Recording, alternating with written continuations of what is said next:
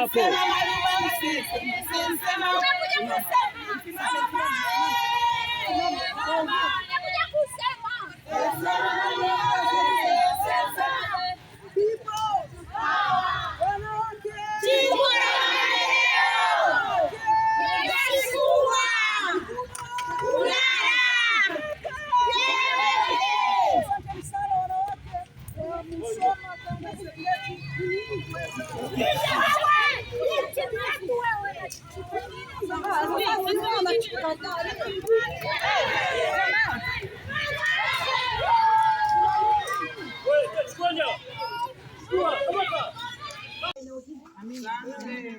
Ukumbi wetu ambao sasa tunakwenda kufanya tukio hapa nyuma hapa, lakini wale ambao mmefanikiwa kwenda pamezingirwa na maaskari, kwa sababu kuna maelekezo kwamba sisi haturuhusiwi kuadhimisha siku ya mwanamke duniani.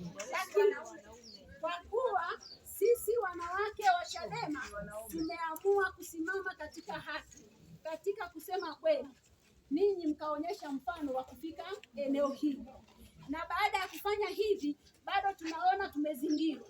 Hakuna uhuru wa kufanya au wa kusimama katika jamii kama mwanamke wa Kitanzania. Ni kwa masikitiko makubwa, siku ya leo ilipaswa iwe ni siku ya kusherekea mafanikio ya mwanamke katika taifa na kujadili changamoto tulizokutana nazo na kukubaliana tuendeje mbele, na hii ipo kimataifa.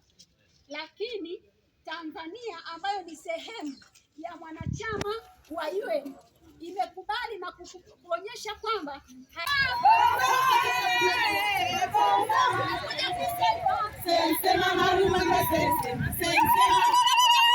Sema hapo.